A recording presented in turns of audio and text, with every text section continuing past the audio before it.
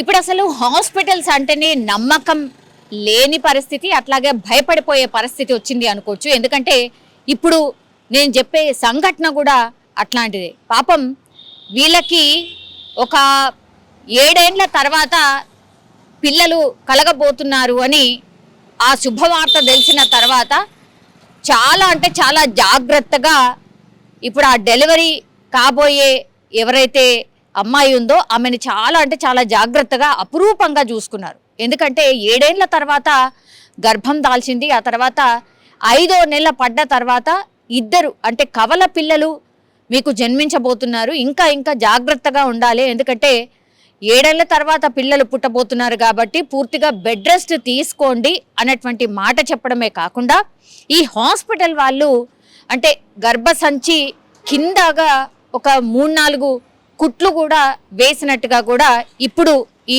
అమ్మాయికి సంబంధించిన కుటుంబ సభ్యులైతే చెప్తున్నారు. ఇది ఎక్కడ జరిగిందంటే రంగారెడ్డి జిల్లా ఇబ్రహీంపట్నంలో ఉన్నటువంటి ఒక ప్రైవేట్ హాస్పిటల్ విజయలక్ష్మి హాస్పిటల్లో ఈ ఇన్సిడెంట్ అయితే జరిగింది. ఈమె పేరు వచ్చేసి అంటే ఇప్పుడు డెలివరీ కోసం అంటే ఉన్న అమ్మాయి పేరు వచ్చేసి బట్టి కీర్తి. సో పెళ్ళైన 7 ఏళ్ల తర్వాత వాళ్ళకు పిల్లలు కలగబోతున్నారు కాబట్టి డాక్టర్ దగ్గరికి వెళ్ళి ఎవ్రీ మంత్ చెకప్ చేయించుకొని టెస్టులు చేయించుకున్నప్పుడు ఇప్పుడు ఇక్కడ ఈ విజయలక్ష్మి ఆసుపత్రిలో ట్రీట్మెంట్ ఇస్తున్నటువంటి డాక్టర్ ఎవరంటే డాక్టర్ అనూషారెడ్డి. సో ఆమె పర్యవేక్షణలోనే ఈ అమ్మాయికి సంబంధించి ట్రీట్మెంట్ అయితే జరుగుతోంది. సో 5 నెలల నుంచి ఆమె డాక్టర్ దగ్గరికి రావడం, ఆ తర్వాత మీకు కవలలు పుట్టబోతున్నారమ్మా, కొంచెం జాగ్రత్తగా ఉండాలి, bed rest, totally bed rest ఉండాలి, ఏ పని కూడా చెయ్యొద్దు, మీరు బెడ్ రెస్ట్ తీసుకోవడమే కాక కొంచెం గర్భసంచి లూజ్గా ఉంది కాబట్టి మీకు కొంచెం స్టిచెస్ వేయాల్సి వస్తుంది కింద వైపుగా అంటే ఆ స్టిచెస్ కూడా వేయించేశారు. వేయించిన తర్వాత ఇక కంప్లీట్లీ బెడ్ రెస్ట్ అనమాట. అలా కుటుంబ సభ్యులు పూర్తిగా ఆ అమ్మాయిని జాగ్రత్తగా చూసుకుంటూ ఉన్నారు. అయితే నిన్న ఆమెకు నొప్పులు వస్తున్నాయి, కొంత ఏదో పెయిన్ లాగా అనిపిస్తోంది అని అంటే డాక్టర్ అంటే ఈ హాస్పిటల్కి కన్సల్ట్ డాక్టర్కి కాల్ చేసినప్పుడు 4 గంటల ప్రాంతంలో కాల్ చేసినప్పుడు వాళ్ళు చెప్పారంట 4:20కి మీ రిపోర్ట్స్ ఏంటి, అసలు ఏంటి, ఒక్కసారి పూర్తిగా నాకు కంప్లీట్గా ఆమె ప్రొఫైల్ అంతా పెట్టండి అని అంటే పూర్తిగా ప్రొఫైల్కి సంబంధించిన ఫొటోస్, ఆమె ట్రీట్మెంట్కి సంబంధించినవి అన్నీ కూడా వాట్సాప్లో ఈ హాస్పిటల్ సిబ్బందికి సెండ్ చేశారు. అప్పుడు వాళ్ళు సజెస్ట్ చేసింది ఏంటట అంటే దగ్గరలో ఉన్నటువంటి ఆర్ఎంపీ హాస్పిటల్ దగ్గరికి తీసుకెళ్ళి ఒక ఇంజెక్షన్ ఏదైనా ఇప్పించండి అని అంటే ఆ ఇంజెక్షన్ ఇప్పించినప్పటికీ కూడా ఆమెకు ఎట్లాంటి కంఫర్ట్ లేకపోగా ఆమెకు మళ్ళీ నొప్పిలాగానే ఫీలింగ్ ఉంది, నాకు నొప్పులు వస్తున్నాయి అన్న ఫీలింగ్తోనే ఉంది అన్న మాట చెప్పడంతో ఇంకా హాస్పిటల్కి తీసుకొచ్చారు. అంటే విజయలక్ష్మి ఈ ప్రైవేట్ హాస్పిటల్కి తీసుకురావడం జరిగింది. అయితే డాక్టర్ అనూషారెడ్డి అందుబాటులో లేదు అని చెప్పడంతో పూర్తిగా ఏం చేశారు అని కుటుంబ సభ్యులు ఆరోపిస్తున్నారు. అంటే ఆమె ఈ అనూషారెడ్డి ఈమెకు ట్రీట్మెంట్ చేస్తున్నటువంటి డాక్టర్ పూర్తిగా సిస్టర్స్ ఎవరైతే హాస్పిటల్లో ఉంటారో వాళ్ళకి సెల్ ఫోన్ ద్వారా వాట్సాప్ ద్వారా ఇన్ఫర్మేషన్ ఇవ్వడం, అలాగే ఈ నర్సులు ఎవరైతే ఉన్నారో వాళ్ళు ట్రీట్మెంట్ చేశారు. దీంతో ఆ కుట్లు అంటే మొన్న ఒక 20-25 రోజుల క్రితమే అంటే దగ్గర జస్ట్ ఒక 6 months మాత్రమే అనమాట ఆమె మిస్క్యారేజ్ ఇప్పుడు అయిన సిచ్యువేషన్ టైంకి ఇప్పుడు ఆమెకు 6 నెలలు కూడా కంప్లీట్ పడలే అనమాట. మరి ఏం జరిగిందో ఏంటో తెలియదు కానీ మరి ఆ వాట్సాప్లో ఈ డాక్టర్ చెప్పడం ఏంటి, నర్సులు ట్రీట్మెంట్ చేయడం ఏంటి, ఆమె చాలా అంటే చాలా జాగ్రత్తగా చూసుకోవాల్సినటువంటి పేషెంట్ 7 ఏళ్ల తర్వాత ఆమెకి తల్లి కాబోతున్నటువంటి పరిస్థితి, బెడ్ రెస్ట్ కూడా చెప్పారు, అట్లాగే కుట్లు కూడా మీరే వేశారు. అట్లాంటి పరిస్థితుల్లో డాక్టర్ మరి ఆమె పర్సనల్ పని మీద ఎటన్నా బయట ఉందో ఏముందో తెలియదు కానీ లాస్ట్కి వస్తే ఆ సిస్టర్స్కి ఏం చేయాలి ఏంది అని ట్రీట్మెంట్ చెప్పడం, ఆ తర్వాత ఆ కుట్లు అన్నీ ఊడిపోయి పూర్తిగా ఈ కవల పిల్లలు బయటకైతే రావడం జరిగింది. అండ్ దట్టు బ్లీడింగ్ భయంకరంగా జరిగింది కాబట్టి కవల పిల్లలు చనిపోయారు అని ఈ సిస్టర్స్ చెప్పినట్టుగా చెప్తున్నారు. అయితే డాక్టర్ వచ్చేంత వరకు మేము ఇంకా ట్రీట్మెంట్ చేస్తున్నాం, ఏదో చేస్తున్నాం అని చెప్పారు కానీ డాక్టర్ 11 గంటల రాత్రి అప్పుడు వచ్చిన తర్వాత కవల పిల్లలు చనిపోయారు అన్నటువంటి మాట డాక్టర్ చెప్పింది అని కుటుంబ సభ్యులు ఆరోపిస్తున్నారు. ఇప్పుడు ఈ ఘటన అంతా చూస్తే గనక ఇప్పుడు డాక్టర్ అందుబాటులో లేదు. ఆమె ప్రథమ కర్తవ్యం ఏంది? యాజ్ ఏ డాక్టర్ మీకు డబ్బులే ఇంపార్టెంట్ కావచ్చు. ఇప్పుడు హాస్పిటల్ వెళ్తే ఎవరైనా సరే డబ్బుల కోసమే ట్రీట్మెంట్ చేస్తున్నారు. ఎందుకంటే చిన్న జ్వరానికి కూడా బ్లడ్ టెస్టులు రాస్తున్నారు, ఇంకేదో టెస్ట్ రాస్తున్నారు. అసలు దోచుకోవడం తప్పించి ఇంకోటి లేదనమాట. సో అందులో భాగంగానే అనుకోవచ్చు. ఇప్పుడు మీరు అందుబాటులో లేరు, వేరే ఇంకో హాస్పిటల్కి సజెస్ట్ చేయొచ్చు కదా. ఇప్పుడు ఇద్దరు పాపం కవల పిల్లలు బిడ్డలు ప్రాణాలు కోల్పోయిన పరిస్థితి. ఇంకేదో ఇప్పుడు ఆ పిల్ల కూడా అంటే బట్టి కీర్తి ఎవరైతే ఇప్పుడు ఈ కవల పిల్లల తల్లి ఎవరైతే ఉన్నాడో ఆమె కూడా చనిపోతే ఇప్పుడు ఏం చేస్తారు?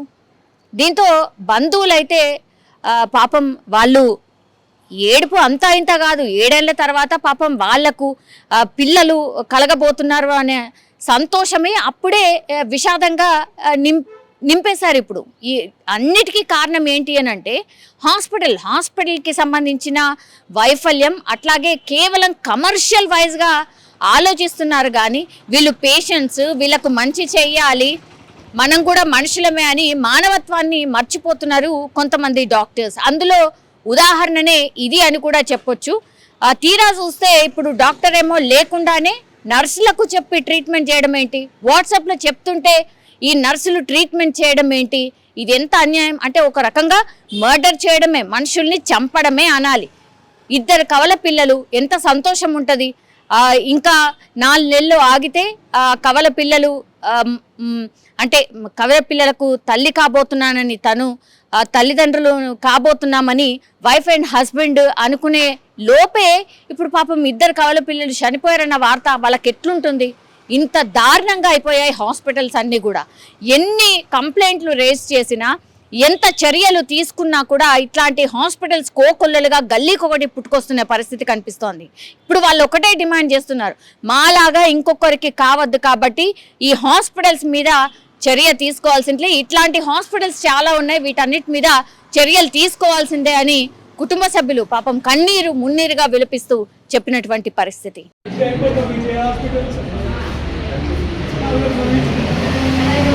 దగ్గరికి ఆమె ఏది చెప్తారు అవన్నీ మేము ఫాలో అవుతూ ఉంటాం సార్.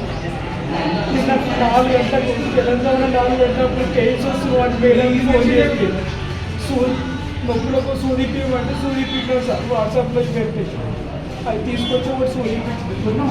ఆడికి వచ్చి సరే ఎక్కువ పెయిన్స్ ఎక్కువ అనిపిస్తే ఈ టైం పన్ను రమ్మంటే ఈ టైం పన్ను తీసుకొని వచ్చినాం సార్. ఈ టైం పన్ను తీసుకొని వస్తే ఇక్కడ ఉన్న ఆయనతోటి ట్రీట్మెంట్ స్టార్ట్ చేసిన పిల్లలు సార్. గణేష్ మాది ఎన్నేడు ఇబ్రాహీంపట్నం మండలం రంగారెడ్డి డిస్ట్రిక్ట్. నా మ్యారేజ్ అయ్యి 6 ఇయర్స్ అవుతుంది. 6 ఇయర్స్ అయిన తర్వాత ఇప్పుడు ప్రెగ్నెన్సీ కావడం జరిగింది. ప్రెగ్నెన్సీ అయినాక ఇక్కడ ఈ హాస్పిటల్లో విజయలక్ష్మి హాస్పిటల్లో తీసుకురావడం జరిగింది. ఇక్కడనే ట్రీట్మెంట్ కూడా చేయడం జరుగుతుంది. అందులో వీళ్ళు ఏవైతే స్కానింగ్లు టెస్టులు అవన్నీ వీళ్ళు ఏ విధంగా చెప్తారో ఆ విధంగా చేయడం జరిగింది. ట్విన్స్ వాడికి కొంచెం జాగ్రత్త ఉండాలని చెప్తే మేము కూడా మంచం దిగొద్దు అంటే మంచం దిగకుండానే అన్ని చిన్నపిల్లలు చూసినట్టు చూడడం జరిగింది. ఎందుకంటే చాలా రోజుల తర్వాత కావడం జరిగిందని చెప్పేసి తిండి, బాత్రూమ్, స్నానము అన్నీ స్నానం కూడా చెప్పి కూడా ఇబ్బంది కావద్దు నిలబెట్టని చెప్పేసి బువ్వెన కూడా పెట్టకుండా చూసుకోవడం జరిగింది. అట్లాంటిది ఇంతకుముందు కూడా నెల రోజుల కింద పెయిన్స్ వస్తున్నా అని అంటే రావడం జరిగింది. పెయిన్స్ సూది చేయడం జరిగింది, గ్లూకోజులు పెట్టి పంపించడం జరిగింది. అట్లా ఎనీ టైం ఇక్కడ పెయిన్స్ అనిపించినప్పుడల్లా వచ్చేది. 4 గంటలకు పెయిన్స్ వస్తున్నాం అంటే హాస్పిటల్కి ఫోన్ చేయడం జరిగింది. 4 గంటలకి హాస్పిటల్కి ఫోన్ చేసి 4:20కి రిపోర్ట్లు పెట్టురంటే రిపోర్ట్లు పెట్టడం జరిగింది. ఆ రిపోర్ట్లు పెట్టిన తర్వాత వాళ్ళు కూడా వాట్సాప్లోకి పలాని సూది ఇప్పియండి అని చెప్తే ఆర్ఎంపీ దగ్గర ఆ సూది ఏదైతే చెప్పారో ఆ సూది కూడా ఇప్పించడం జరిగింది. తర్వాత అట్నే పెయిన్స్ అలాగే కొనసాగుతున్నాయంటే హాస్పిటల్ తీసుకురామని అంటే అలాగే హాస్పిటల్ కూడా మేము ఏ ఇబ్బంది కావద్దని చెప్పేసి కార్లో మంచిగా తీసుకురావడం జరిగింది.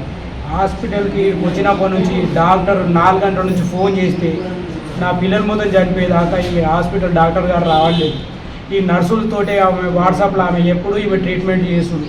వెంకటి కాలంలో మంగళూరు చేసినట్టు చేసి నా పిల్లల్ని హాస్పిటల్లో నిర్లక్ష్యం కారణంగా నా పిల్లల్ని చంపారు.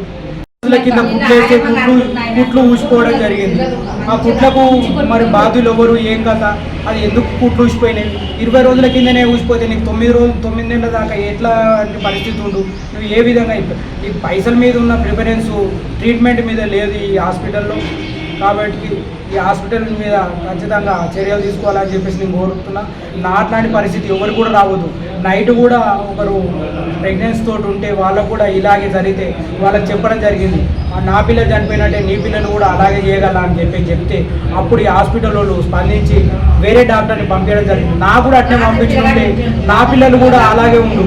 ఇక ఈ రుణంలో ఎంతసేపు ఉన్న నర్సులతోటే అది కాలక్షేపం చేసుకుంటా పైసల మీదనే ఉంది. కానీ మేముండి తిట్టడం వల్ల వాళ్ళు ఉండి వేరే డాక్టర్ మాట్లాడితే 2 గంటలకు వేరే డాక్టర్ గారు వచ్చి ట్రీట్మెంట్ స్టార్ట్ చేసి ఆపరేషన్ చేసి వాళ్ళని ఇలా పిల్ల పాపలను క్షేమంగా ఉంచారు. నాకు కూడా అట్లా నీకు వచ్చేటట్టు లేవనంటే నువ్వు వేరే హాస్పిటల్లో చూస్తానంటే నేను ఇక్కడ 4 గంటలకు వెయిట్ చేసిన. అదే 4 గంటల వరకు నీకు ఫోన్ చేసిన నువ్వు సిటీ రా బాబు అంటే నేను అదే హాస్పిటల్కు నువ్వు ఏడా చూస్తున్నావు. నీకు హాస్పిటల్లో ఆడొక హాస్పిటల్ ఈడొక హాస్పిటల్ అని చెప్పేసి సంపాదన మీద ఉంది కానీ రోగుల మీద ఇంత శ్రద్ధ లేకుండా అయిపోయింది.